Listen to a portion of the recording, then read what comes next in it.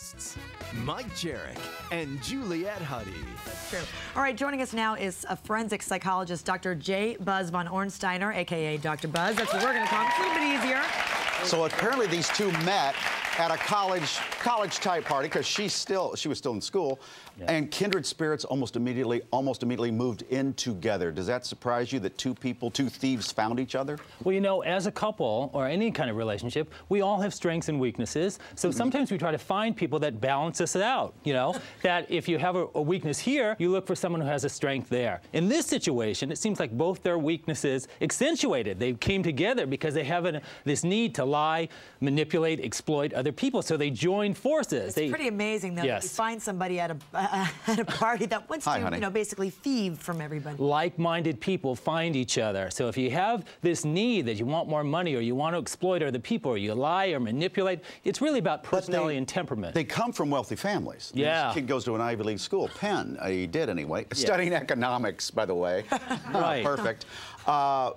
Do they have a disorder, do you think? Well, you know, we're fascinated by people who don't fit our stereotype of how criminal behavior should be. And we always look for people, when they do these crimes, that there must be drugs or there must be alcoholism, there must be poverty. But in this situation, it's just the opposite, and it skews our sense of what's a balanced or fair world. I tend to look at it this way, that this took a long time for this kind of behavior to happen. It just didn't happen overnight. Yeah. I would really look at a antisocial personality disorder, just to begin with. We don't know a lot yet, but when I say antisocial personality, I don't mean they're not social. It's just the opposite. They can be very charming. Social. They can be very engaging. They're there to lie, manipulate, exploit others. And we got to be careful about these people.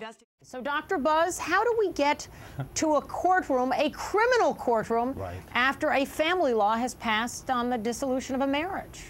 The tragedy is these people were once in love, so they were connected in that way emotionally. There's no shame in getting a divorce. It doesn't make you a bad person.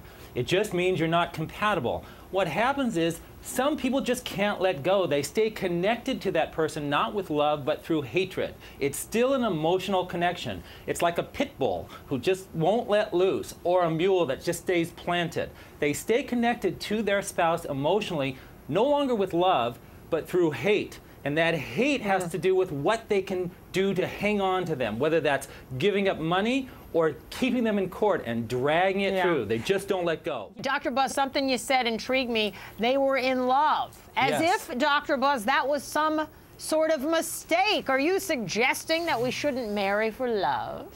Well, no. I believe, sure, we should marry or we should have relationships, but it's not about love. The best marriages, the best relationships really don't have to do with love. They have to do with how that person interacts with another person. Good negotiation skills, compromise, working as a team. You're making it sound like a law practice. Well, you know what? Not a marriage. In order to have good relationships, you do need to be a good negotiator. It's not just about yourself. It's about the two of you together. You're working as a team. What happens is people marry or people form relationships, and it's a process. They find out, hey, this isn't the person I thought they were. And again, when money's involved, boy, all bets are off. I know. I got an email from my husband today about my Christmas spending. I thought it was all about me, Dr. Buzz. I need to come and get some therapy from you and learn that it's not all about me. No, I think you're right. I think so often in relationships, people go into it not understanding that they're going to have to share, compromise, communicate. And the later we marry, and people are marrying later and later, the harder it is to learn those skills because you've been living just fine all by yourself. Why do you have to compromise now? All right, Dr. Buzz, you're going to stick around for more marital advice for your anchor and our viewers.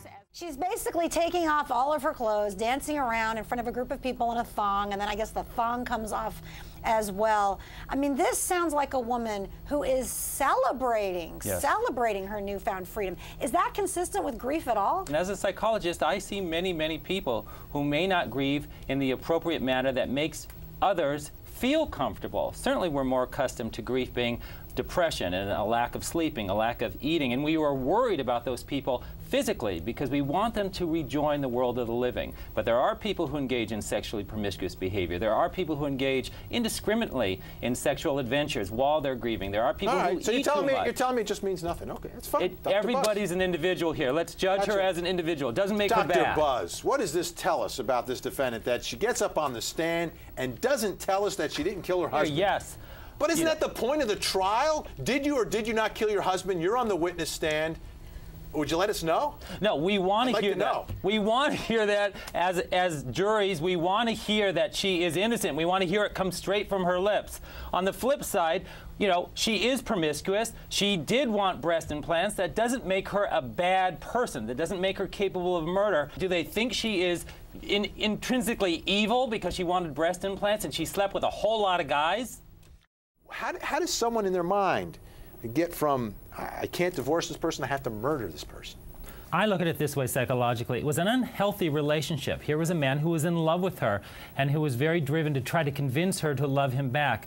She didn't love him. Why she stayed friends with this guy, it really bespeaks more about Melanie. That's a rather unhealthy relationship, although she does then have power and control over him, because what better relationship where you can manipulate someone because you know they love you? She certainly didn't have power and control over her husband, so she wanted him out of her life. I think the jury wants to believe that possibly someone else other than this respectable woman, this loving, doting, professional nurse, was capable of, you know, cutting up her husband, chop, chop, chop. I think they're looking for other people. That would just be normal. We want to believe she's innocent.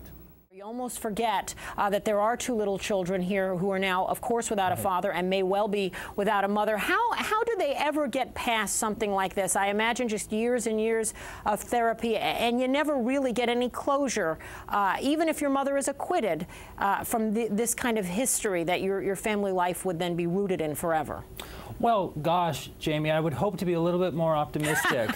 Good for you. I would. You know, I tend to look at every family situation as individual. And again, children are just as individual as everybody else. And how a child processes what has happened in their family and what steps they take to regain their own independence and power and control and their sense of love in their own life depends on their surroundings and it depends on their caregivers. So if they're with their mother when this is all said and done, or they're with her husband's sister when this is all said and done, then one would hope those would be loving situations. Yeah, and her parents are also in the mix wanting custody. And I'm happy to end it on such an optimistic note, Dr. Buzz, so I won't say anything. I guess my life experience, having seen so many clients and their children, counsels otherwise, but I like the optimism, and I think you're right. I think love really can conquer all, even these difficult circumstances. And with that, I say a special thank you to my friend, Dr. J. Buzz von Ornsteiner, for being with us.